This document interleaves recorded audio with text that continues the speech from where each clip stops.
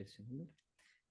Mas a ideia é que todo o aprendizado que nós tivemos aí ao longo dessa série, ele possa se tornar prático, né? O importante, mais do que as palavras, é a prática das palavras. O próprio Jesus falou que o homem que constrói a sua casa sobre a rocha é aquele que ouve e pratica as palavras. Aquele que constrói a casa sobre a areia é aquele que ouve, mas não pratica. Ambos irão sofrer com a tempestade, mas a casa sobre a rocha, essa permanece. Então, o convite que a gente sempre faz é isso, de permanecer, de colocar em prática. E a vida cristã é essa, né? Um crescimento. E o tema de hoje fala muito sobre isso, né? Sobre essa questão de crescimento. E eu gosto muito de falar sobre esse assunto, mas vamos selecionar alguns pontos para comentar hoje. E o tema é o melhor de todos os sócios. Eu não sei se você tem alguma sociedade, se você já fez alguma sociedade com alguém no seu trabalho, se deu certo, se não deu certo. Eu tenho algumas sociedades aí ativas com algumas pessoas. Por enquanto, graças a Deus, como a gente costuma dizer, está dando certo, né? Mas a gente sofre muito com isso, né? O sócio. Quem é o nosso sócio? Às vezes a gente tem problemas com a família, quando a família se torna sócio. A gente tem problemas com aquela pessoa que você achava que seu amigo, mas não era o seu amigo, e aquela sociedade que antes era boa acaba dando problemas, e aí você acaba tendo prejuízos financeiros e tudo mais. E hoje a gente vai falar um pouquinho sobre isso, mas existe então um melhor sócio? Qual é o melhor sócio? A gente vai falar um pouquinho sobre isso. Tem um programa na TV, dois no caso, que eu gosto muito, né? Eu coloquei aí, talvez vocês já também já assistiram. Tem a versão brasileira, mas tem outras versões também. É o Shark Tank, que ali um empreendedor, ele chega com uma ideia, né? Pode ser alguma startup, alguma empresa que está precisando se alavancar, e eles se apresentam e parte da sua empresa ali ele oferece para um daqueles tubarões, como chamados, né? E eles vão se tornar sócios ali, vão financiar com o seu recurso. Eu gosto muito ali, tem algumas ideias que são bem revolucionárias, é bem interessante você ver aquela dinâmica, né? Não, mas vale a pena, não vale a pena. Então, eu gosto muito dessa série específica, né? Shark Tank. Talvez vocês já assistiram. E tem uma que também gosto muito, chama O Sócio. O sócio, ele chega, geralmente as pessoas escrevem para ele vai visitar o negócio da pessoa e ele observa o que está de errado, o que está acontecendo, e ele diz ali para aquela pessoa, fala, olha, eu aceito te ajudar, mas tantos por cento da sua empresa é minha agora, eu vou fazer isso, vou te ajudar, vou te alavancar, vou melhorar o seu marketing, mas tanto por cento da sua empresa vai ser para mim, e a gente está nessa sociedade. Então, tem aí tinha uma versão no Brasil, não sei se permanece, mas a versão americana continua. E são alguns exemplos, né, que nós temos de sócios, sociedades que são feitas ali com grandes nomes do dinheiro, né, pessoas que têm um grande aporte financeiro, mas tem uma pergunta interessante aqui que o nosso estudo coloca. Qual deve ser, então, a nossa postura diante de tudo aquilo que Deus nos proporciona? Ou seja, tudo aquilo que Deus proporcionou para a minha existência. Qual deve ser a minha postura perante isso? Quer seja, por exemplo, na minha saúde, quer seja no meu tempo, no meu dinheiro, nas minhas habilidades.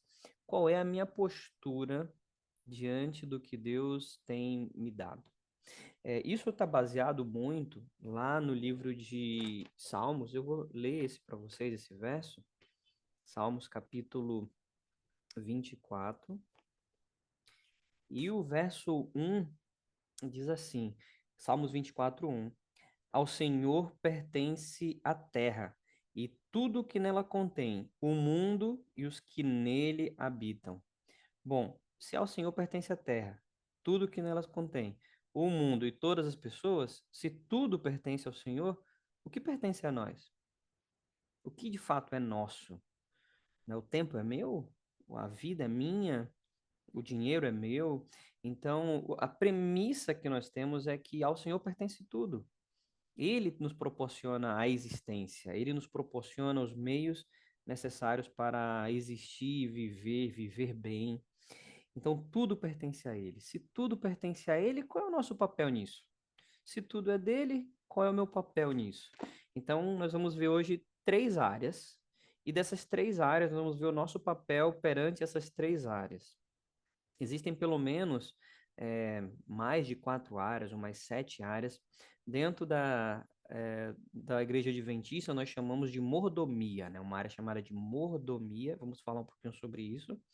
E existem vários T's da mordomia, né? Que são geralmente os mais comuns é o tempo, o talento, que são as suas habilidades, o templo, que é o seu corpo, e o tesouro, que é o seu recurso, né, os bens. Mas existem outros, por exemplo, a temperança, que é também uma maneira de lidar com o que Deus te dá, o testemunho.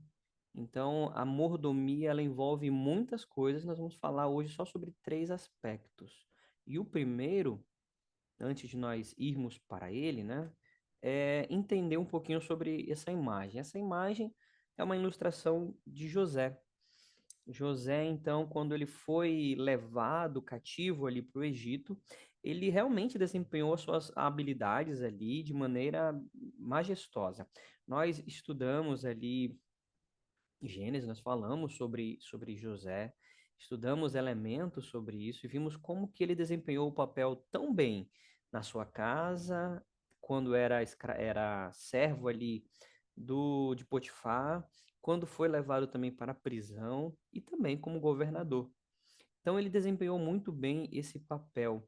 E olha o que diz ali Pedro, lá na primeira carta de Pedro, capítulo 4, verso 10. Coloquei para ficar mais fácil a leitura. Diz assim: sejam bons administradores dos diferentes dons que receberam de Deus. Então, nós temos um convite inicial. Olha, você tem que ser bom, você não pode ser medíocre, você tem que ser bom, um bom administrador dos diferentes dons que você recebe de Deus. Então, Deus, ele te dá, ele nos dá, né, diferentes dons.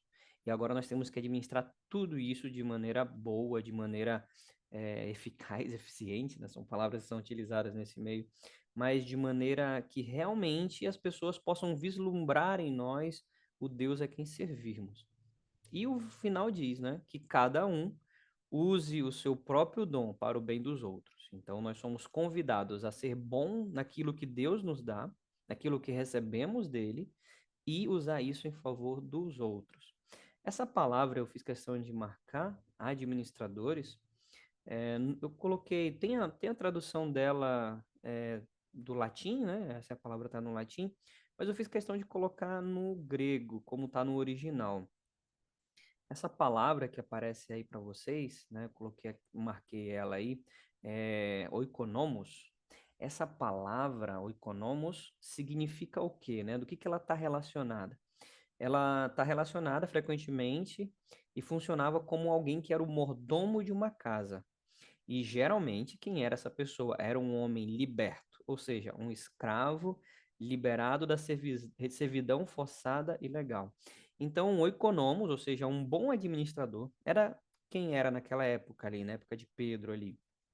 Era uma pessoa que administrava a casa, cuidava da casa, cuidava dos assuntos ali do dono da casa, e geralmente, eu achei bem interessante isso, era um escravo que foi libertado da servidão.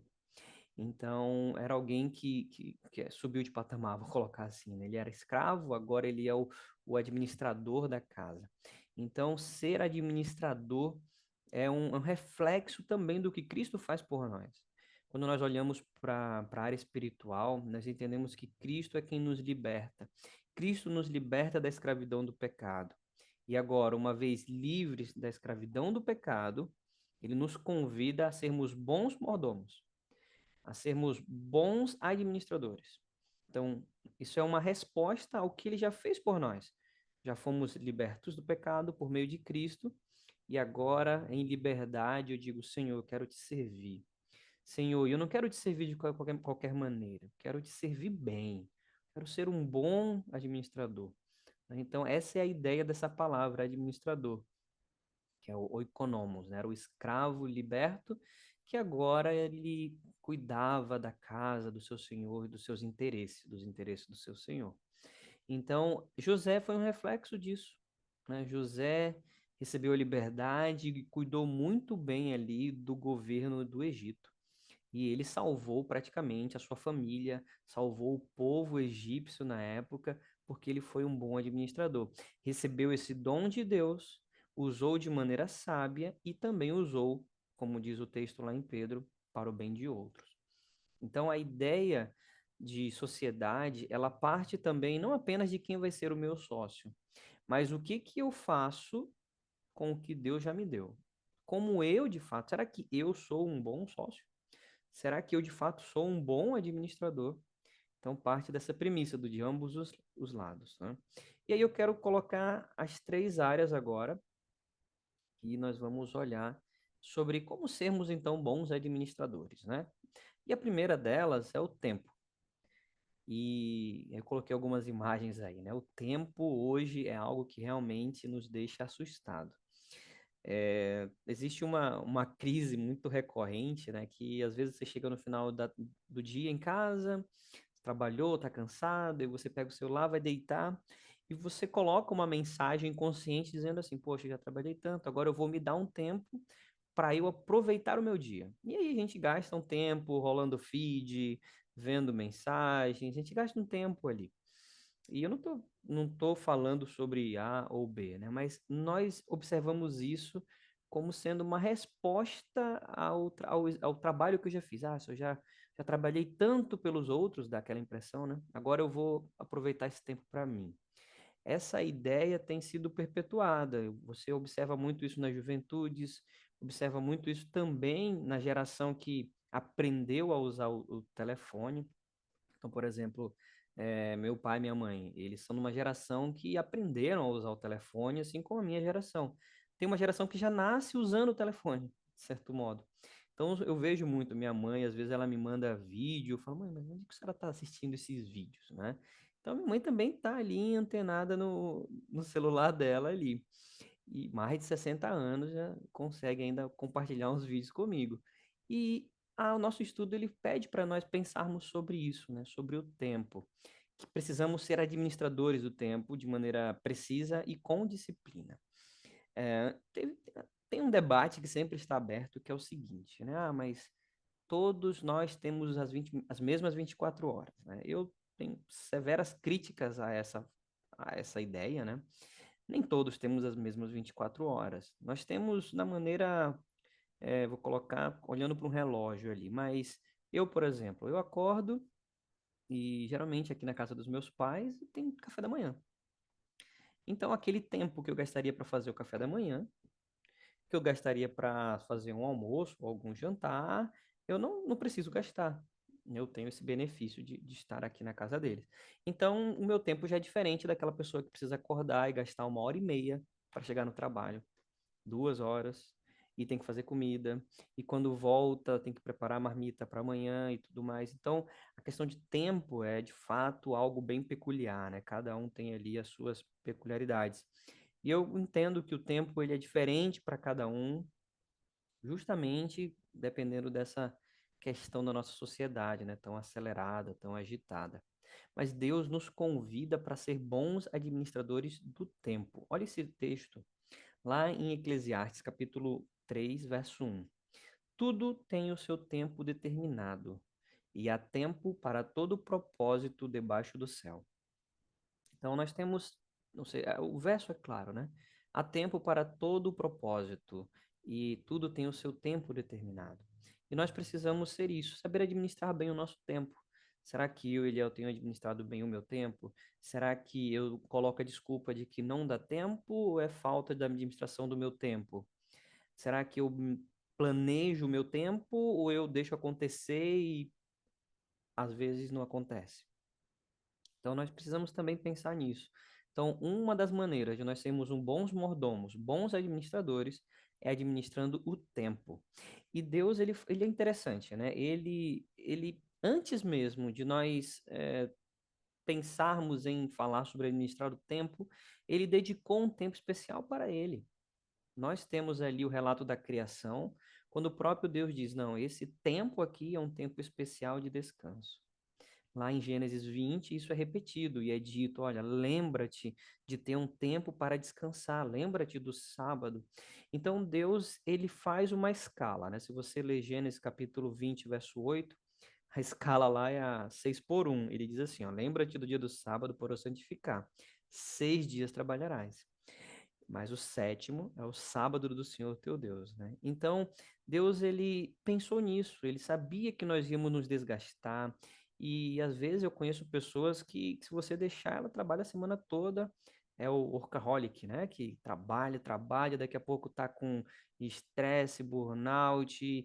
Então, Deus, ele é muito sábio, disse, olha, eu estou dedicando um tempo aqui para nós pararmos, refletirmos, mas além desse tempo que o próprio Deus dedicou, o convite que ele nos faz é também aprendermos a administrar o nosso tempo. E aí é que entra Salmos 90:12. Olha o que Davi nos fala ali, né? Senhor, ele diz assim, ajuda-nos a entender como a vida é breve para que vivamos com sabedoria. Então, a vida é muito breve. Como comentei para vocês, né, eu estava viajando e lá em Israel, em muitas paradas de ônibus, você vê muitas fotos de soldados.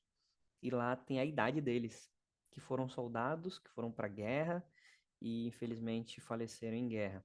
E tá escrito lá a idade, 19, 20 anos de idade, 21 anos, muito jovens. É triste, né? Porque eu tenho uma frase que eu gosto, né? A guerra acontece porque velhos que se odeiam, mas não têm medo de se matar, aí colocam jovens que nunca se odiaram, nunca se conheceram para guerrear um contra o outro. Então a vida ela é breve, não apenas por situações de guerra, mas a vida é muito breve. E aqui Davi fala, né? Olha, me ensina a ser sábio, Senhor, para que eu viva com sabedoria, para que eu administre bem o meu tempo. Então, o convite que nós temos de Deus é, olha, evite as distrações e busque trabalhar o tempo, né? Então, Deus nos convida para administrar bem o nosso tempo. E eu lembro, às vezes, né, você vê alguns vídeos de coaches, fala, não, você tem que acordar 4:30 da manhã, tomar um banho de água gelada, correr 10 quilômetros. Eu falei, poxa, quem que consegue fazer isso hoje em dia, né? Então, Deus, ele pede para nós sermos sábios. Qual é a melhor maneira de administrar meu dia? Será que eu tenho falhado em algo? Tenho dedicado mais tempo para uma coisa do que para outra? Então ele faz esse convite porque nós precisamos também dedicar um tempo para ele, para ler a Bíblia. Às vezes nossa leitura é muito breve, e que bom que nós temos essa oportunidade de ler em liberdade a Bíblia. Então nós precisamos pedir de Deus, Senhor, me ajuda a administrar meu tempo, que eu possa ler mais, que eu possa estar mais contigo, e Deus vai nos abençoando nisso. Então a primeira etapa que Deus nos convida é administre bem o seu tempo. Então, Deus nos convida para sermos bons mordomos no tempo. Um segundo ponto é nas nossas habilidades. Todos nós dispomos de algum tipo de habilidade.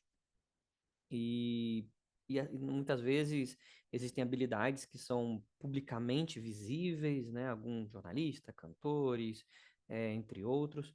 Mas existem algumas habilidades que são ali de casa. Talvez você faz aquela comida maravilhosa que só você consegue fazer e encanta todo mundo. Ou você consegue conversar com pessoas que estão muito tristes, você sabe o que falar, sabe o momento certo de abraçar, de agir. Você tem trabalhos manuais, consegue fazer trabalhos com manualidades que ninguém consegue fazer e você faz com muita perfeição e esmero. Então, Deus também nos dá essas habilidades. Muitas delas nós adquirimos com o tempo também. Nós podemos adquirir essas habilidades. Então, nós, por exemplo, né, aprender um outro idioma, aprender uma atividade manual, saber como lidar com pessoas é uma outra forma também que você pode aprender. Então, o que nós entendemos no estudo, e ele deixa claro para nós, é o seguinte: somos dotados de alguma habilidade. Todos nós temos algum tipo de habilidade. No que você é bom? Né? Qual é a sua habilidade? No que as pessoas olham para você e falam, nossa, você é muito boa com isso. Ah, você é muito bom para trabalhar com crianças, você é muito boa para resolver problemas. No que nós somos bons? Nós temos algo que nós somos bons ali. Às vezes a gente foca muito nos defeitos, né? Mas Pense aí, no que você é bom. E aí, olha o que continua dizendo o nosso estudo. Não importa a quantidade dos talentos, ou seja, não importa a quantidade das habilidades, mas sim o uso que fazemos deles, né? Desses talentos, dessas habilidades. Então, às vezes a pessoa ela é muito boa deixa eu ver aqui, não sei, atividade manual, ou pegar um exemplo aqui, ela é muito boa em química, por exemplo, e usa esse talento em química para, sei lá, fazer drogas, né? Tem uma série chamada Breaking Bad que conta um pouco disso, um professor de química frustrado com câncer usou a habilidade dele para fazer uma droga 96% pura. Então, é isso que Deus nos convida a pensar naquilo que somos bons e como usar isso de maneira sábia. Como utilizar isso para o bem dos outros? Lembra, nós somos bons administradores. E se somos bons administradores, como eu estou usando isso para o bem do próximo? Eu costumo ser generoso. Então, use dessa generosidade. É, eu gosto de escrever. Escreva para alguém, mande cartas, escreva, né? Eu gosto de cozinhar. Cozinhe, faça um bolo, faça uma torta, um pão, leva para alguém, escreve uma cartinha. Ou seja, Deus nos convida para ser uma bênção na vida do outro, né? Nós somos convidados por Ele a ser bons administradores, sermos bênção na vida do outro. E olha o que diz também Paulo sobre isso, lá em Romanos 12, 4 a 6. E Paulo ele vai falar um pouquinho sobre o uso dessas habilidades na igreja, né? O uso dessas habilidades em prol da igreja, em prol do evangelho e em prol das outras pessoas. Olha o que ele diz lá. Da mesma forma que nosso corpo tem vários membros e cada membro uma função específica, assim é também com o corpo de Cristo. Então, ele está falando da igreja. E a igreja aqui não é um endereço, não é um CEP, né? A igreja é quando um conjunto de pessoas se reúnem ali. O próprio Paulo escreve no final de Romanos, ele diz: Olha, eu quero mandar uma saudação à igreja que se reúne na casa de Fulano, a igreja que se reúne. Então, a igreja, essa reunião de pessoas, esse conjunto de pessoas ali. Então, é como se fosse um corpo, né? Essas pessoas, quando se reúnem, é como se fosse um corpo. E cada um tem uma função específica. Somos membros diferentes do mesmo corpo. E todos pertencemos uns aos outros. Deus, em sua graça, nos concedeu diferentes dons. Então, nem todos serão coração, nem todos serão cérebro, nem todos serão pulmão, nem todos serão olhos, mas todos serão o corpo. E porque cada um tem uma parte específica, quando o corpo se junta, então ele é um corpo completo agora. Imagina se todo mundo quisesse ser pastor de uma igreja. Imagina, estou falando agora de exemplos em igreja. Imagina que numa igreja todo mundo quer cantar. Ninguém quer receber as pessoas, ninguém quer cuidar de ações sociais, ninguém quer cuidar da limpeza da igreja. Ou seja, como é que seria uma igreja só de cantores? Né? Então, cada um tem as suas habilidades, as suas competências. E essa expressão que Paulo usa é bem interessante, né? Nós somos como um corpo. Aí tem essa imagem, né? E existem coisas no nosso corpo que a gente só sente depois quando a idade vai chegando. Você nem imagina que uma parte que você nunca, sei lá, vesícula, né? Você nunca se deu conta da vesícula até uma pedra na vesícula. A minha vesícula. Você nunca, talvez, cuidou tão bem dos rins quando uma pedra ali apareceu por lá. Então, todos são importantes, né? Paulo, ele tinha em mente isso, a unidade, que essa unidade na diversidade, é uma unidade na diversidade, dons diferentes, habilidades diferentes, contribuem para o crescimento. E com esse crescimento, então, automaticamente a pregação do evangelho, levar a mensagem que encontramos em Cristo. Então, Paulo tinha em mente isso. É muito interessante essa construção que ele coloca, né, do corpo humano. E, só para acrescentar, o que Paulo mesmo continuando falando sobre isso, né? Ele diz assim, por que que nós temos, então, essas habilidades? Por que que Deus, deixa eu só voltar lá no texto de Romanos, né? No finalzinho diz assim: Deus, em sua graça, nos concedeu diferentes dons. Mas por que que Deus nos dá diferentes dons? Por que que Deus dá os dons? Paulo mesmo responde lá em Efésios 4, Lá em Efésios 4, ele diz assim: com vista ao aperfeiçoamento dos santos, para o desempenho do seu serviço, para a edificação do corpo de Cristo. E ele termina dizendo no verso 13: até que todos cheguemos à unidade da fé. Nada move tanto o mundo quanto um grupo de pessoas unidas, uma igreja que sabe ali o papel dela e que utiliza os seus dons para promover essa união. Então, o que Deus quer de nós é que nós sejamos unidos, né? O mundo hoje já está desunido demais. As pessoas vivem polarizadas, mas Deus nos convida à unidade na fé. Ele não está dizendo unidade em política, ele não está dizendo unidade em gosto, ele está dizendo unidade na fé. E precisamos crescer na fé. O próprio Paulo, lá em Romanos, diz que a fé vem pelo ouvir, e o ouvir pela palavra de Deus. Né? Então, nós precisamos crescer nisso, em ouvir a palavra, de estudar a palavra, de crescer na fé. Mas eu marquei ali o aperfeiçoamento. Então, os talentos e habilidades que Deus nos dá visam o aperfeiçoamento. E aí eu vou colocar também a palavra no original. No original, essa palavra no grego, ela aparece uma vez só na Bíblia. E é a palavra catar... Deixa eu ler de novo aqui, né? Catartismos. É assim que se fala ela, né? Catartismos. E o que é o catartismos? O que significa esse termo? E aí eu coloquei uma descrição. O termo, ele pode descrever o amontoamento de um osso, o equipamento de um navio ou o abastecimento de um exército. Esse uso reforça a ideia de restaurar algo ao estado adequado e torná-lo totalmente funcional. Então, essa palavra aperfeiçoamento, quando Paulo escreve ali, muito provavelmente ele tinha em mente essas ilustrações da época, né? Quando você quebra um osso, quebrou o osso, como é que você vai fazer agora, né? O seu corpo vai cicatrizar ali. Então, esse amontoamento, essa ideia, né? A cicatrização desse osso, ou o abastecimento, o navio chegou vazio, você vai colocar as coisas, vai de fato deixar tudo pronto para se tornar operacional. E também o mesmo exemplo de um abastecimento de um exército. Então, quando está escrito ali, né, com vista ao aperfeiçoamento dos santos, o que era isso? Olha, para que nós voltemos, aquilo que foi quebrado seja mais uma vez restaurado. Foi quebrada a desunião, a desamor, a desafeto. Então, agora, através dos dons, através das nossas habilidades, nós vamos juntar esses ossos quebrados e vamos restaurar, né? Vamos cicatrizar o que foi rompido. Então, os nossos dons, nossas habilidades é para fazer isso, curar pessoas, cicatrizar, né, feridas, rompimentos.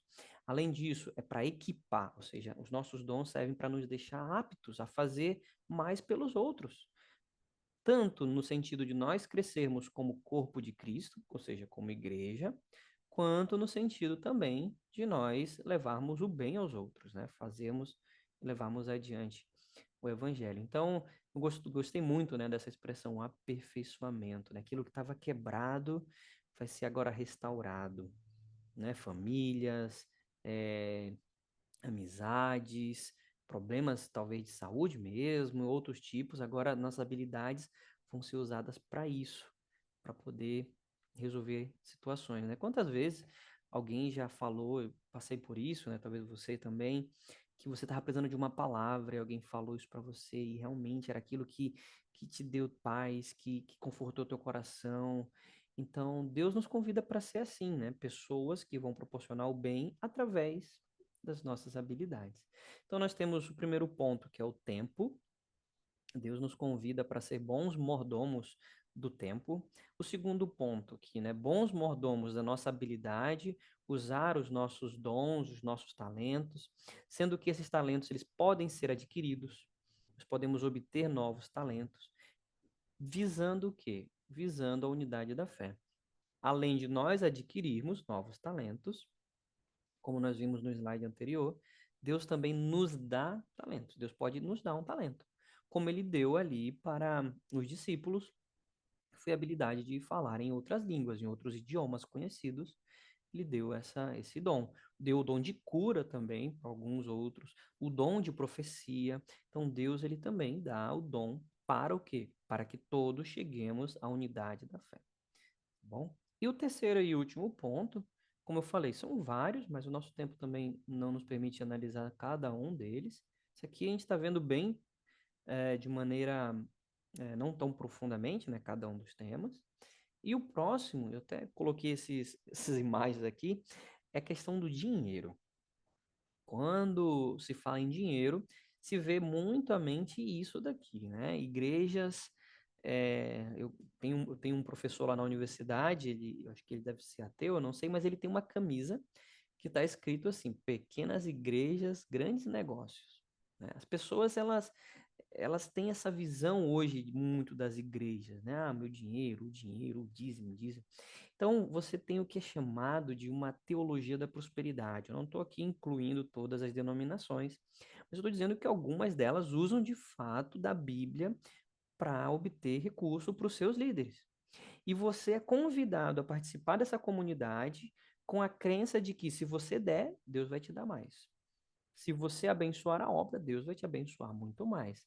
Né? Essa imagem aqui do meio ilustra isso, né? O culto da prosperidade. Entre pobre e saia rico. Venha de bicicleta e volte de Ferrari. E do lado ali é o culto de oração. Então, essa ideia da teologia da prosperidade tem de fato dificultado a mensagem, a pregação do cristiano, a pregação do evangelho, porque as pessoas têm olhado para as igrejas como sendo vou colocar nesses termos, né, um curral eleitoral e também como sendo uma fonte de ganhar dinheiro. E, infelizmente, isso tem dificultado muito a pregação, porque, por algumas pessoas, a mensagem do evangelho, que deveria ser pura, clara, acaba sendo deturpada para beneficiar interesses pessoais. Então, falar sobre dinheiro é um tema que eu particularmente gosto muito de trabalhar. Geralmente, quando falamos de dinheiro dentro do ambiente de igreja, envolvemos geralmente dízimos e ofertas e em outro momento a gente pode detalhar cada um deles, mas de maneira especial, quando a Bíblia fala de dízimo e ofertas, é um texto que é apresentado lá no livro de Malaquias, e eu coloquei ele para vocês aqui, Malaquias capítulo 3, verso 10, que diz assim: Trazei todos os dízimos à casa do tesouro, para que haja mantimento na minha casa. Isso é o próprio Deus dizendo ali. E provai-me nisto, diz o Senhor dos Exércitos, se eu não vos abrir as janelas do céu e não derramar sobre vós bênção sem medida. O que Deus promete aqui não é que ele vai derramar dinheiro sobre a tua vida. Ele promete que ele vai derramar bênçãos sem medida. E essas bênçãos sem medidas não necessariamente têm a ver com dinheiro. Pode ser, de fato, uma necessidade financeira, mas pode ser saúde, pode ser paz, alegria. As bênçãos são das janelas do céu. E quando nós olhamos para os textos bíblicos sobre isso, por exemplo, Gálatas capítulo 5, vai dizer que bênçãos que nós encontramos através do Espírito Santo na nossa vida, que é chamado de frutos do Espírito, é bondade, mansidão, domínio próprio, paz, alegria. Então, pessoas que não possuem esse tipo de bênçãos, né? Eu lembro de uma frase que dizia assim, né? Existem pessoas que são tão pobres, mas tão pobres, que a única coisa que elas possuem é dinheiro. Né? Ou seja, elas só têm dinheiro, mas não tem nenhuma dessas outras bênçãos que são enviadas do céu. Imagina, Deus, ele é o Senhor do ouro, da prata, ele é o dono de tudo, como nós lemos lá em Salmos 24:1. A terra pertence a ele. As mansões celestiais que ele foi preparar são de ouro. Você vai pisar sobre o ouro, porque o dinheiro não vai ser de fato algo que vai realmente interessar para Deus. É por isso que o que interessa aqui, o que está em jogo aqui, é o que é colocado. É dito assim, ó, e provai-me nisto.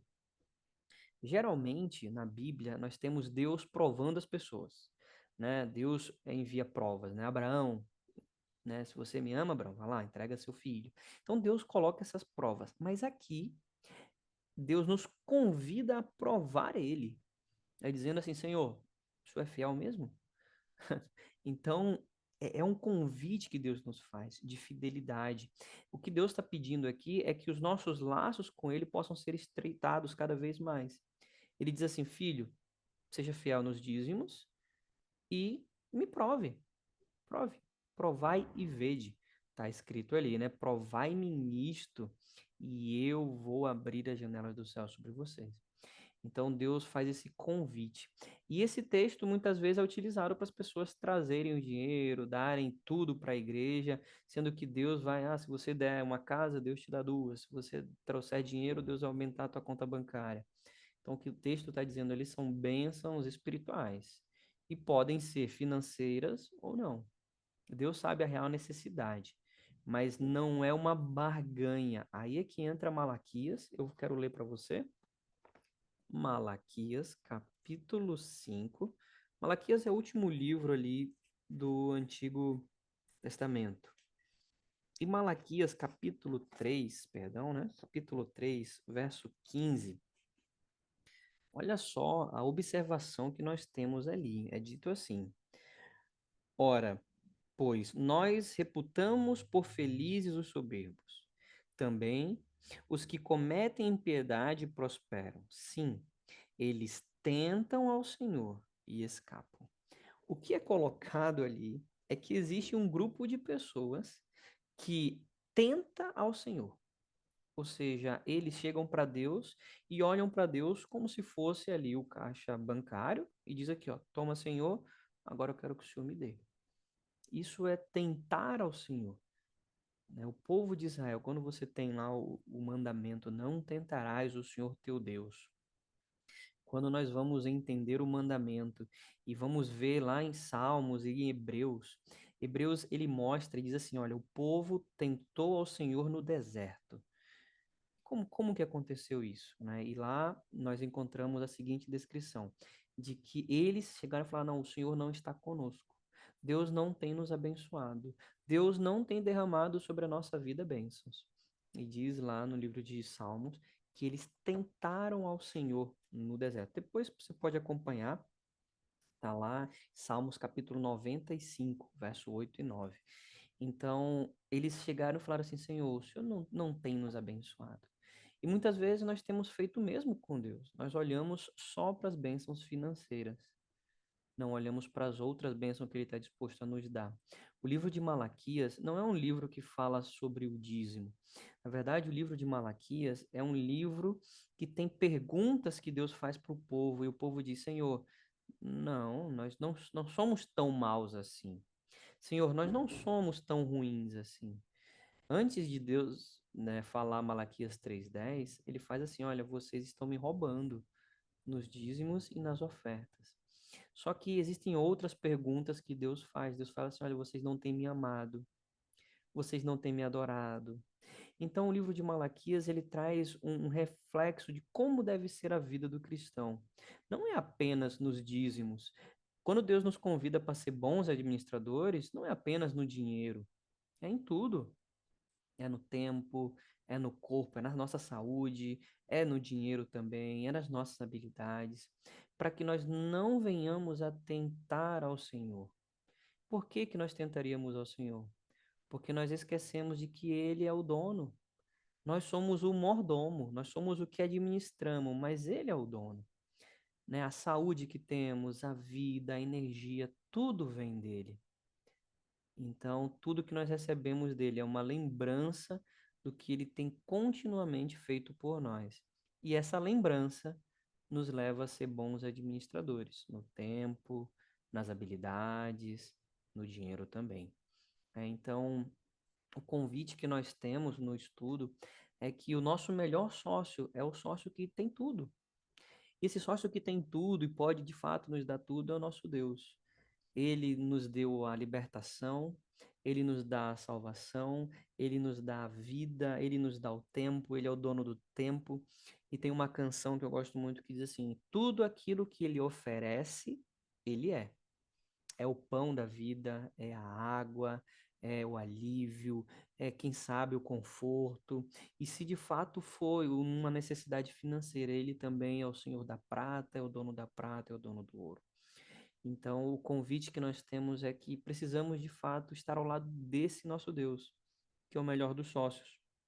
E ele nos dará, assim, né, quando nós provamos ele nos dará um dilúvio de bênçãos que ele já nos prometeu. E essas bênçãos, e eu creio que a maior bênção que nós queremos é um dia poder estar morando ao lado dele nas mansões celestiais, né? Então, foi o que nós comentamos lá no início, né? Já pensou falar com esses grandes homens da Bíblia, com o próprio Jesus, tem um estudo bíblico com o próprio Cristo, para ele nos explicar como é que funcionou tudo isso, como que são, para ele nos esclarecer as dúvidas. Então, o convite que nós precisamos e devemos ter a cada dia é de nos aproximar mais desse Deus. Os homens, infelizmente, né, diz a Bíblia, né, maldito o homem que confia no outro, né? Alguma das sociedades dessa terra tendem a fracassar, mas com o nosso Deus não. Ele se mantém fiel, ele é fiel e agora ele nos convida a ser bons administradores daquilo que ele nos deu. Então, hoje nós vimos 3 pontos, né, dessa administração. Vimos a administração do tempo, que é extremamente importante. Vimos a administração dos nossas habilidades, dos nossos dons, de usá-las em prol do corpo de Cristo e usá-las em prol também do nosso próximo. E vimos também um pouquinho aqui sobre o dinheiro, né? Administrar bem os nossos recursos. É, as pessoas, eu gosto de falar sobre essa questão dos recursos, no sentido de que Deus, quando ele fala do dízimo, que são 10%, né, a 10ª parte, quando ele fala do dízimo, ele não está dizendo de nós sermos fiéis apenas nos 10%. Porque se tudo é dele, se ele é o dono do recurso, se a terra pertence a ele, todos que estão na terra pertencem a ele, o recurso é dele. Não é 10% que pertence a ele, é 100%. Então, ele nos convida para ser bons administradores nos 100%. Então, do que adianta você ser fiel nos 10%, se nos outros 90% você utiliza de maneira dúbia, faz coisas que não devia com esse recurso, usa para vícios e prazeres. Então, isso acontece muito. As pessoas acham, se eu sou fiel a Deus nos 10%, Deus vai me abençoar nos outros. Não, Deus pede para você ser um bom administrador em tudo, em todos os 90%, né, nos 100%. Então, Deus, ele não quer, imagina, né? Deus não quer 10% de você. Acho que Deus quer 10% da gente? E os outros 90% você pode escolher para quem você quer servir ou adorar? Não, Deus, ele quer 100%. E dos nossos dízimos é 10% no sentido de dizer, Senhor, isso aqui é o mínimo da minha entrega a ti. Isso é o mínimo, né? Os 10%. Os outros 90% eu vou administrar para cuidar de pessoas, eu vou comprar uma cesta básica, eu vou ajudar quem está com fome, eu vou fazer um projeto social, eu vou bancar alguém que está querendo estudar, enfim, Deus nos convida para sermos bons administradores. E Ele vai derramar sobre nós bênçãos sem medidas. Então, que nós possamos aprender disso, né? De que Ele é o melhor dos sócios e Ele é o nosso Deus. Que nós possamos nos aproximar desse sócio e todos os dias, né? Renovar essa sociedade com Ele. E é isso. Eu abro agora para nós comentarmos, perguntar, e esse é o momento. Roberta, pode perguntar. Tá. Nossa, foi sensacional, Ilhéu. Tipo assim, parece que você falou assim, o que que a Roberta precisa escutar hoje? Amém. Esse é um dom do Eliel, do ensino, né? Transformar de forma didática, assim, uma coisa legal, um tema, né, mais complexo, de uma forma didática. Obrigado. Eu fiquei Fiquei pensando pensando, nesse rendimento, né? Imagina que a pessoa tem um negócio e ela te dá 90% do negócio dela para você, gente. Daí eu fiquei pensando, gente, né? É o contrário, né? Porque agora que eu me toquei, porque o negócio nada é meu e mesmo assim ele me dá 90% de tudo que é dele. Não tem banco nenhum que faça isso. Foi Sociedade nenhuma, eu interessante acho, na Terra nessa. faz isso, não, hein? Não, Não porque a gente tem. fica pensando dos 10%, né? Na verdade, a gente ganha 90%, né? Agora que eu me toquei. Uhum. E muitas vezes, Fabiola, as pessoas creem que é os 10% que vai resolver o problema dela, quando não é. Imagina, você tem 90%. Se em 90% você não está conseguindo resolver a sua situação, não vai ser os 10% que vai resolver. E é por isso que muitas pessoas, quando passam por uma má administração financeira, o primeiro lugar que elas vão tocar no recurso depois é naquilo que pertence a Deus, né? Então, opa, vou lá, Senhor, me perdoa, eu vou pegar aqui o que era o dízimo aqui, porque eu não consegui administrar, quem sabe, os outros 90, né? Então, é, é interessante essa situação também. Mas é 90%, imagina, 90% pra você aproveitar. Esse sócio que eu quero mesmo. E pegando o gancho do Eliel. Ó, Rodolfo. Boa noite, Rodolfo. Miles também. Ó, hoje casa cheia, Karine. Ai, que Olha, emoção! Vou até Boa tirar um noite. bom ver print. Desculpa o todos. atraso. Pegando esse gancho do Eliel e da Fabiola, e por que? Acho que essa é uma boa pergunta. Por que ele pede o dízimo, os 10%? Poderia deixar os 100%. Já se perguntaram? Se ele é o dono de tudo, por que que ele pede? Eu penso, boa noite, todo mundo. Vamos lá. Oi, Ellen. Tudo Oi, bem? Ellen. Eu penso que ele justamente coloca essa questão do quanto a gente confia nele. Por confiança, eu estou te dando, estou pedindo só isso que você me devolva. Será que você vai confiar e vai devolver?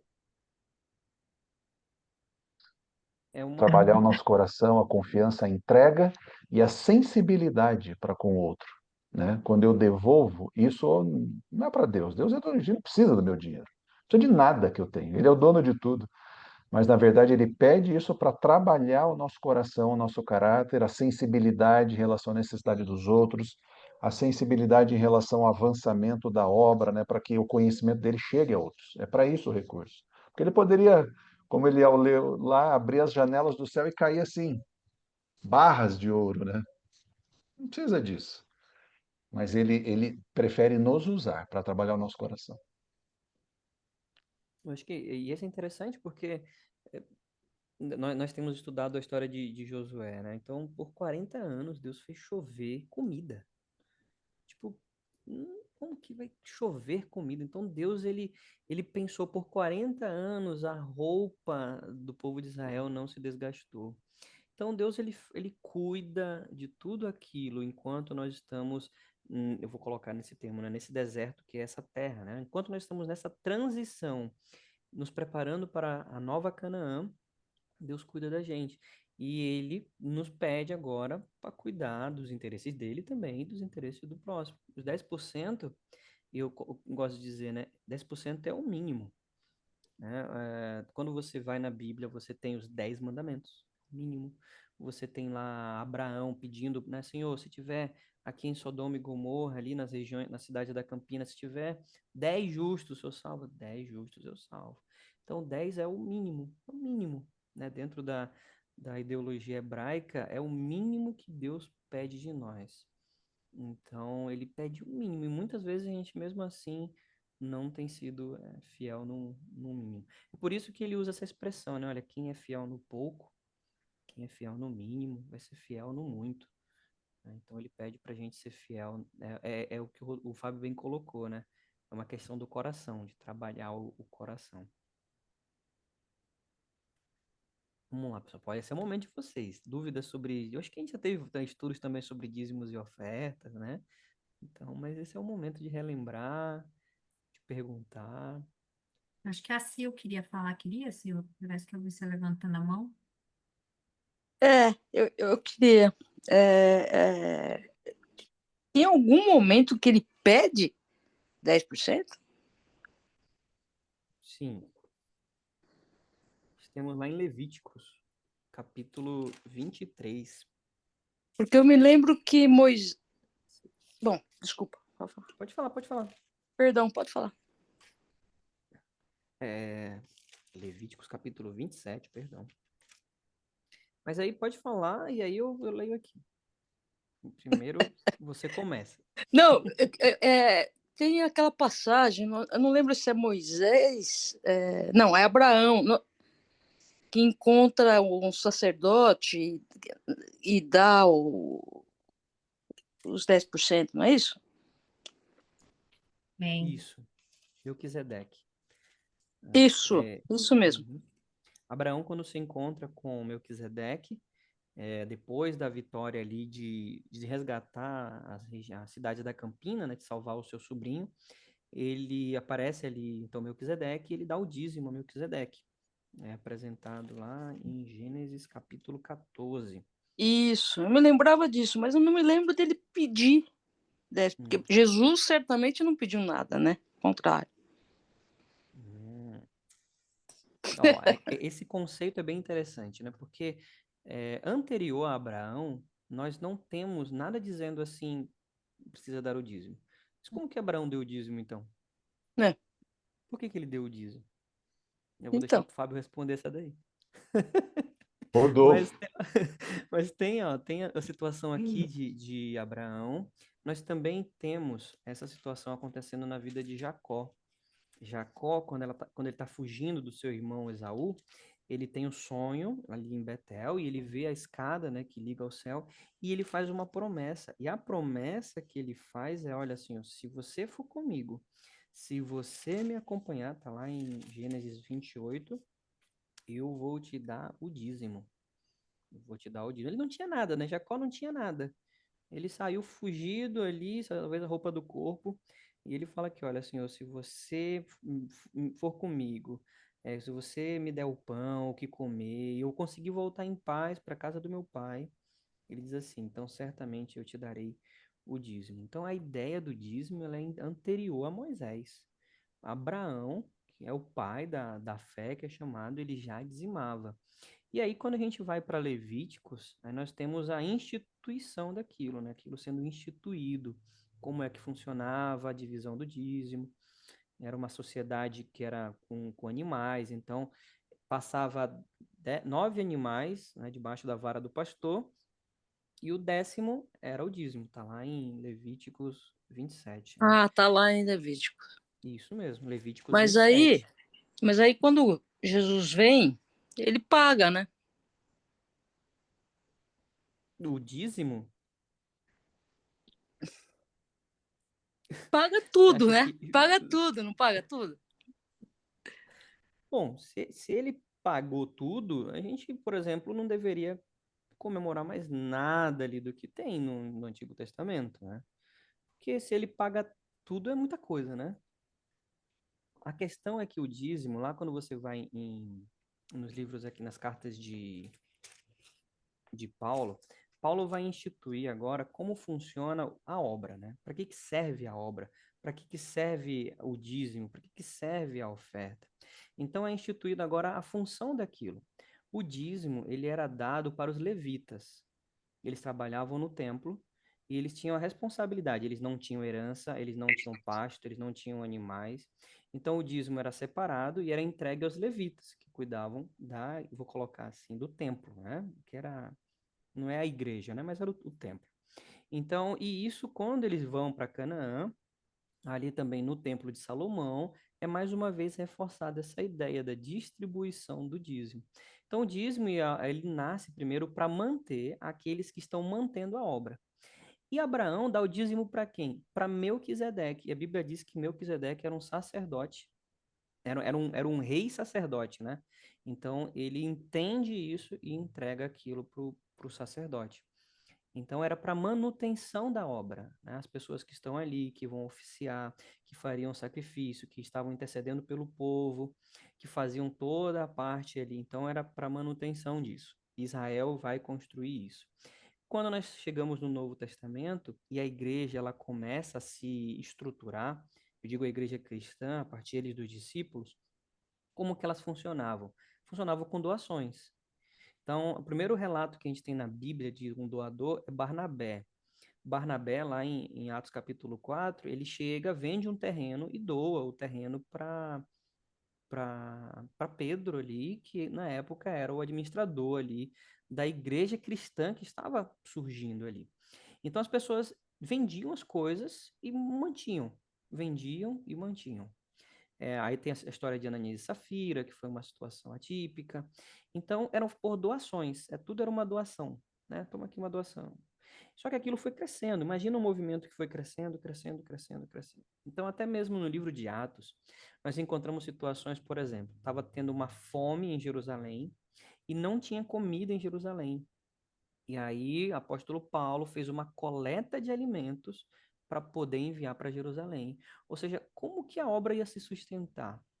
Então, hoje nós entendemos, e hoje eu digo a Igreja Adventista também, quando ela começou lá em 1863, quando ela começou a estudar sobre dízimos e ofertas, como é que funcionava. Então, foi justamente para isso, para manter a obra. Paulo, ele fala que aqueles que trabalham da obra, que vivam da obra. Então, um pastor adventista hoje, ele não pode ter outro emprego, ele tem uma dedicação exclusiva. Eu costumo usar assim, né, que é um CLT, vou colocar assim, né? Ele trabalha, ele tem que cumprir com seus objetivos, ele tem metas, tem um valor fixo do seu salário, não é quanto ele quer ganhar, não. E tem toda uma administração. Então, os dízimos e as ofertas hoje servem para manter esse movimento, né? E eu estou dizendo aqui movimento a nível de igrejas, né? As denominações hoje precisam se manter assim. Isso é o crescimento, né? Eu estou falando agora de igreja a nível empresarial, organizacional. Então, como que eu vou manter o Paulo, que o Paulo está viajando para pregar lá em Corinto? E aí Paulo fala assim, olha, pessoal, fica tranquilo, não mandem recurso para mim, eu vou fazer minhas tendas aqui, eu vou vender minhas tendas e eu mantenho o meu dinheiro, mas não quero ser um peso para ninguém. Paulo era muito humilde e dizia isso. Mas os outros, eles eram mantidos com esses recursos de doação.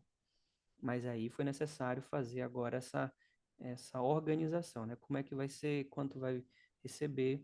E aí foi quando o assunto em 1860 começou a ser estudado dízimos e ofertas, né? A própria Igreja Adventista, ela demorou anos para entender como que funcionaria a distribuição das ofertas, até chegar no sistema hoje, é um dos sistemas reconhecido mundialmente pela organização.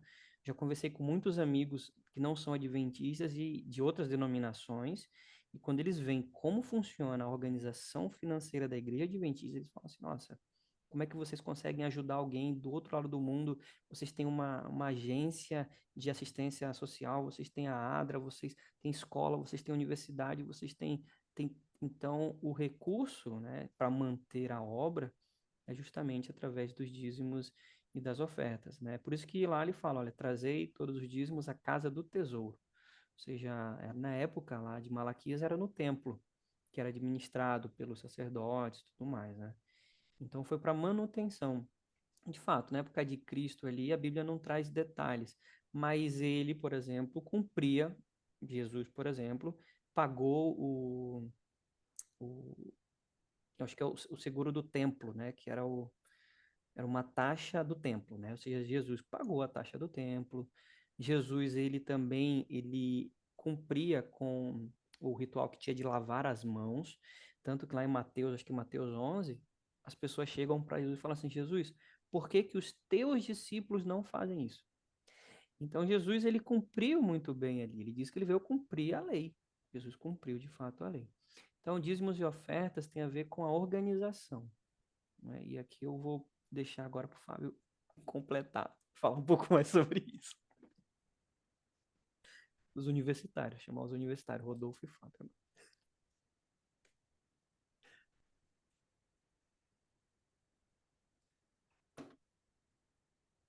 Não tá mutado, Fábio.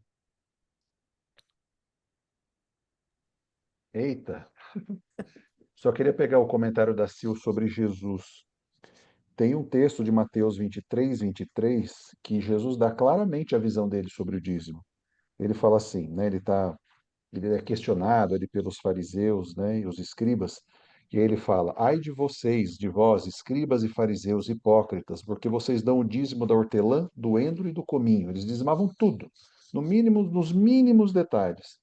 E tendes negligenciado os preceitos mais importantes da lei, a justiça, a misericórdia e a fé. Aí o que ele diz? Devis, porém, fazer essas coisas, que é o dizimar, tal, sem omitir as outras. Então, Jesus aqui ele reforça a importância do dizimar, né? Na época, o dinheiro deles eram as colheitas, né? É um pouquinho diferente do que a gente, que é um valor monetário, né? Lá eles dizimavam a hortelã, né? Ou as colheitas, o endro, né? As coisas que eles comercializavam, né? Era a forma de que eles obtinham sustento ali, né?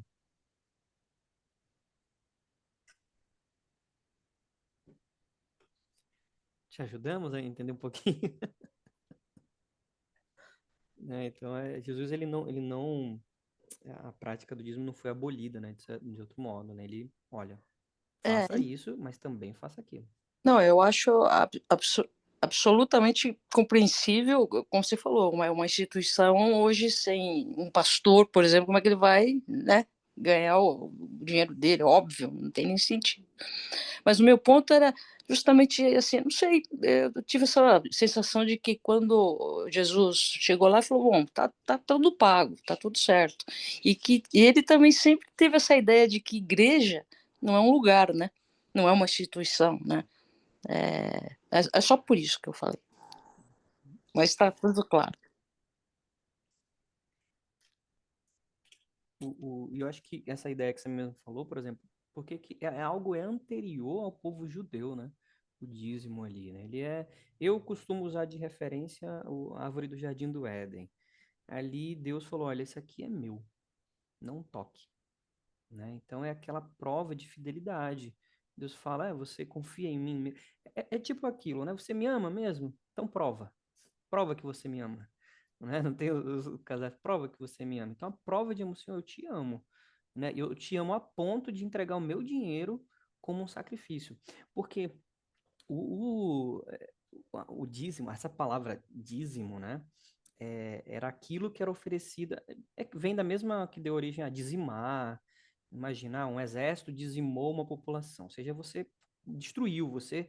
Então, é como você queimar, é um holocausto, né? Uma oferta. Você entrega e eu confio.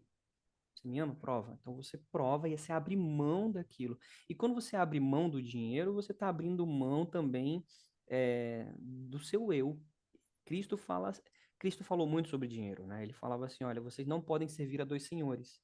E quando ele fala isso, ele não tá falando, ele fala assim, olha, vocês não podem servir nem a Deus, nem às riquezas, a mamão que ele coloca. Ou seja, quando ele usa essa expressão, você não pode servir a dois senhores, é com relação à riqueza que ele fala, né? Porque realmente mexeu no nosso bolso,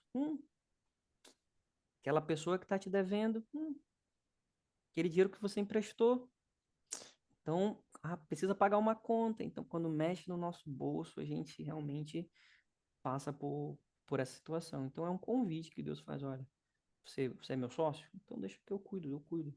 E a gente conhece história de pessoas que foram estudar, que Deus abençoou, Deus enviou. Então, Deus, ele, é como diz lá, né? Provai, me prove, me prove e eu vou. É diferente de Deus falar, Abraão, eu quero que você faça isso. Aqui é nós dizendo, Senhor, eu tenho sido fiel, agora, por favor, Senhor, seja fiel também. Então, é um convite bem interessante. Eu acho interessante isso. Esse é um assunto que é muito grande, né? Dá para a gente trabalhar de estudar bastante, várias coisas. Mas o que eu acho interessante é assim, o quanto isso mostra nossa dependência de Deus, né? Para mim. Porque o sábado é você dizer que Deus esse tempo, ele fala, esse tempo é comigo, né? Então você vai ficar comigo, você vai dedicar a mim, é uma doação do seu tempo. Não é uma doação, mas vamos pensar assim, você está separando ali algo. E eu adorei a jornada 6x1. Nunca tinha pensado por isso. Sabia que a jornada 6x1 estava certa. Aí eu fico pensando assim, o quanto que é difícil, né? Uma vez eu fui numa loja de uma moça cristã E ela falou assim: ah, esse negócio de sábado não dá, né? Ela falou assim: esse negócio, imagina fechar meu comércio no sábado, né? Eu vejo também pelo meu marido, né? Então, imagina, sábado é o dia que dá mais movimento, como que eu vou fechar? Né? E então, assim, a ordem é diferente, tipo, não é você que controla, tudo é meu, a ordem é diferente, né? Quer dar certo tudo, então entrega, né? Entrega. Aí a sensação é assim, eu falo isso às vezes, eu falo assim, fecha no sábado que você vai ver o que vai acontecer. Eu falo, testa Deus, eu falo, fecha no sábado.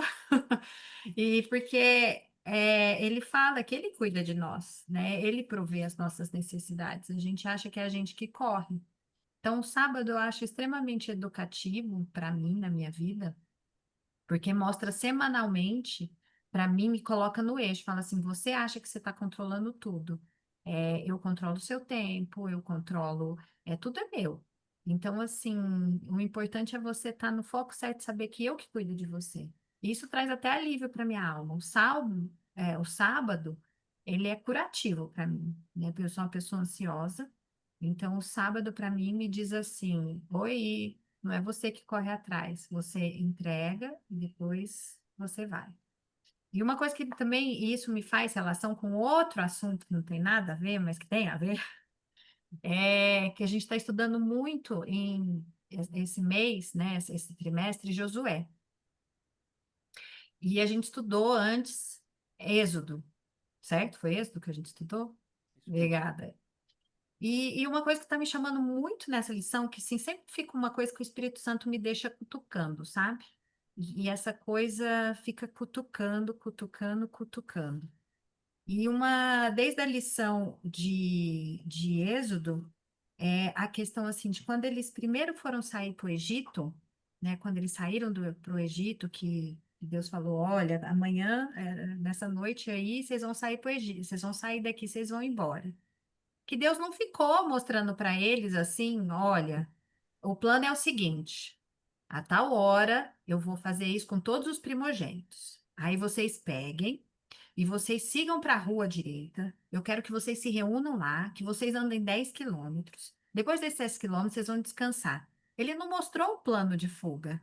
Ele falou no dia antes para consagrar. Ele falou assim: vocês vão se consagrar, vocês vão ficar comigo, vocês vão ficar comigo um dia antes. Ele não falou, o povo saiu, não sabia nem para onde ia, porque ele quis que o povo se consagrasse. A, a questão de sempre colocar ele primeiro, antes de tudo, eu acho que é assim central em toda a Bíblia. Agora, em Juízes, em Josué, que a gente está estudando quando eles de fato foram entrar na Terra Prometida. A primeira coisa que Deus fez de novo antes da batalha de Jericó foi pedir para o povo consagrar. Ele falou assim: olha, ele não passou o plano de batalha. Ele não falou: olha, amanhã vocês vão fazer isso aqui. Agora, antes de tudo, vocês vão se consagrar. Depois ele deu os planos, depois ele deu tudo, entendeu? Mais importante é que a gente entenda se ele pediu, se é dele, se é da forma dele. É porque essa é a forma. Essa é a forma que ele pensa, é a forma como ele quer colocar na nossa cabeça a dependência, a importância dele ser o primeiro. Ele é dono de tudo, né? Ele cuida da sua vida. Lá em Salmo 139 diz que ele conhece a gente desde que a gente era substância informe. Então eu fico pensando assim, isso para mim, né? Que Deus, eu quero sempre ser dono da minha vida. Eu sempre quero ser dono da minha vida. No meu tempo, dos meus talentos, da forma. E Deus sempre está tentando falar assim: ó, o importante primeiro é você estar comigo. E quando você está comigo, eu sou o sócio.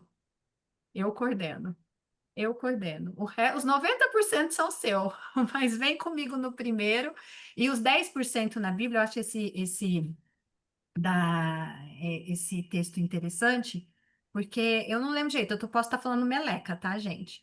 mas era as 10 primeiras vaquinhas lá que não era vaquinha, eram os animais que passavam, não sei qual animal que passava, eram os 10 primeiros. Não importa se era um animal desdentado, manco, o que fosse, eram os 10 primeiros. Sempre o primeiro, o mínimo e o primeiro. O que ele quer dizer é assim, eu sou primeiro. Eu sou primeiro, o resto sou eu que cuido ainda. Você me dá o primeiro, porque isso faz entender para você que eu sou o dono da sua vida. E o resto, os 90% eu ainda cuido, porque é tudo meu, né? E assim, não vai faltar nada, não vai faltar porque eu cuido das suas necessidades.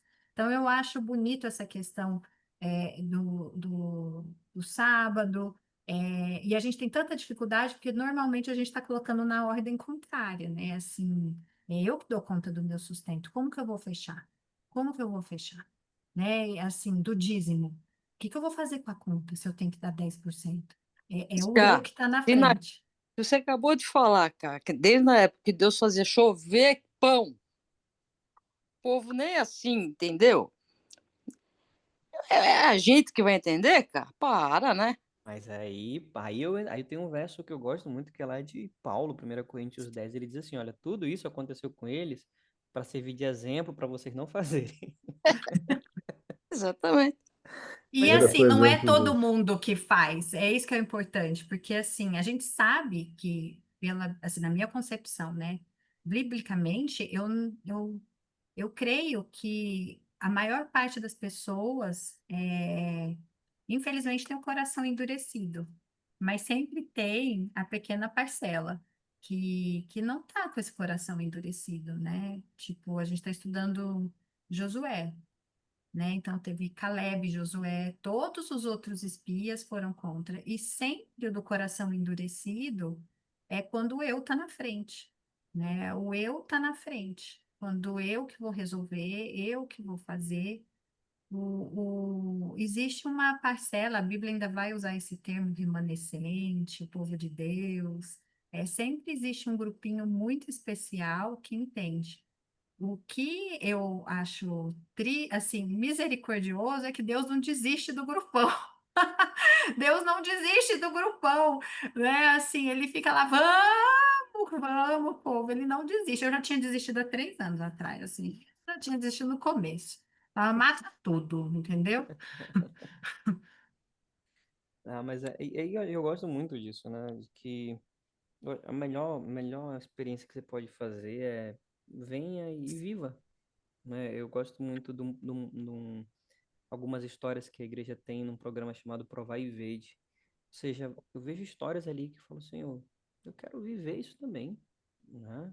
Pessoas que foram fiéis no pouco, no muito, né? Então, Deus, ele tá desejoso de abençoar a gente. É que a gente não se entrega a ponto de dizer, Senhor, já, agora eu quero. Então, o convite que a gente precisa sempre fazer, Senhor, é me dar um novo coração, né? Como dizia Davi, né? Cria em mim, ó Deus, um coração puro e renova dentro de mim um espírito inabalável. Então, com esse novo coração, a gente aprende a ser fiel, a gente aprende a amar, e aí a gente completa a missão que nós temos nessa terra, né? De estar ao lado do melhor sócio, nosso Deus. É isso. pegar um Amém. gancho no Eliel, o Eliel usou uma palavra agora que para mim resume tudo, né? Deus ele tem uma forma sempre muito didática de lidar com o ser humano, principalmente o pecador, né, que precisa reaprender uma série de coisas nesse processo de reaproximação dele. O povo de Israel sai do Egito, um povo sem autoestima, escravizado durante 400 e poucos anos. Então, todo aquele processo didático, né, Deus vai fazendo. E o processo didático que para mim está por trás dos dízimos e das ofertas é a fidelidade. É o ponto que o Eliel enfocou bastante na fala dele. É nos ensinando a sermos fiéis, porque e nos preparando, principalmente a nossa geração, né? A geração dos tempos do fim, do tempo final. Quando a gente vai lá para o Apocalipse, a gente vê as características desse povo, do povo que vai estar esperando Jesus, a fidelidade é uma muito importante. Apocalipse 14, 12. Aqui está a perseverança, a primeira característica, aqueles que perseveram. Dos santos, quem são os santos? Não são que não pecam, né? Nós somos pecadores, mas daqueles que seguem a Deus, aquela minoria que segue a Deus. Aqui está a perseverança dos santos, que guardam os mandamentos de Deus e têm a fidelidade. A Bíblia está escrito fé, algumas traduções fé, mas lá no original, no grego, é a fidelidade de Jesus. Então, a fidelidade que ele tinha, isso também, pela atuação do Espírito Santo, é disponível para nós, né? Então, as três características: aqueles que perseveram, aqueles que guardam os mandamentos e aqueles que têm a fidelidade de Jesus, né? Então, toda essa questão de dízimos e ofertas, como tudo de bom que Deus faz, o diabo, ele, né, ele distorce, cria uma aberração, né, paralela, que é o que a gente vê, infelizmente, na teologia da prosperidade, essa coisa toda. Deus cria como um processo didático para nos ensinar a sermos fiéis a Ele, né? Desenvolvemos nosso caráter, fidelidade a Ele. No fundo, é muito mais que dinheiro, é muito mais que tempo. É Quem fidelidade. é que está no primeiro lugar, né? Assim, É isso aí. a gente, às vezes eu vejo assim, né? É, quer dizer, eu estou vendo isso, mas eu estou aprendendo ainda a formular esses pensamentos, né? A gente fala, no começo, antes as pessoas falavam assim, você não come carne de porco? Não. Aí eu falava assim, por quê? Carne de porco é boa, é criada hoje, a carne de porco é melhor do que a carne de vaca, porque a carne de vaca é não sei o quê, nananã. E ok, entendeu? Você falou para não comer carne de porco, não tem raciocínio lógico ou outra coisa, entendeu? Porque ele é o primeiro, né? Assim, é um pensamento que eu tenho comigo, entendeu? Assim, não tem uma racionalidade. Você pensar assim, nossa, mas ridículo, tanta essa coisa por causa do sábado não sei o quê. Se ele pediu, é porque isso implica fundamentalmente na minha relação com ele, na minha relação com, na minha fidelidade, na minha dependência, na minha obediência, né? Então é muito mais que dinheiro, é muito mais que tempo, é muito mais que tudo. É quem é o dono de tudo e é a quem eu estou colocando em primeiro lugar e a fidelidade, né? Desenvolver Vamos teu caráter, orar. né? Exatamente. Posso só Ô, falar uma coisa? Pode. Fale, Dá licença, então. claro. É assim, é engraçado porque eu venho. Pula, pula. Eu venho de uma religião, uma realidade em que eu não tinha nada disso, né? O sábado eu já vinha há algum tempo que eu aprendia com o senhor Eleomar, mas essa questão da alimentação, curiosamente, era uma das coisas que eu mais gostava, feijoada. Aí parece, e isso é uma conversa com Deus. Falei, Senhor, eu sozinha não consigo, né? Tenho vontade, às vezes eu fico olhando assim.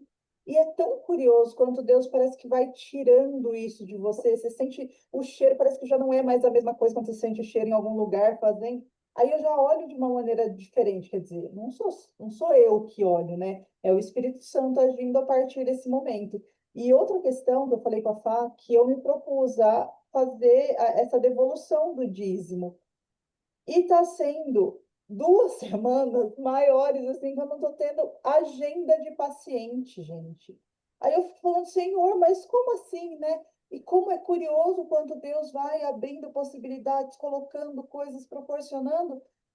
Eu sinto, assim, de uma maneira muito amorosa, Deus falando, como se fosse um pai, assim, falando, filha, você está olhando para mim com esse amor, você está confiando em mim? Tá aqui, ó, o que mais você precisa? E conforme a gente vai falando, vai conversando com ele, ele vai suprindo essas demandas de uma maneira tão amorosa e não como uma obrigação, sabe? Isso que está sendo assim no meu dia a dia, mesmo com os pulinhos, tá, cara? Provar e ver. Vai, gente. É. O Rodolfo, você tá meio quieto, você podia orar, né?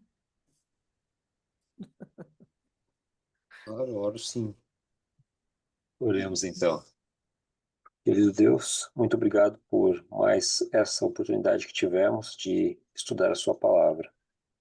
Nos ajude a sermos sempre fiéis a Ti e a confiarmos nas Suas promessas, a termos a certeza de que podemos contar contigo. Ajude-nos, Senhor, a sermos fiéis mordomos de tudo que o Senhor tem, incluindo essa parte dos 90% que o Senhor deixa conosco. Perdoe nossos pecados, abençoe também nossos amigos, nossos familiares, É isso que nós lhe pedimos e agradecemos, em nome de Jesus. Amém. Amém.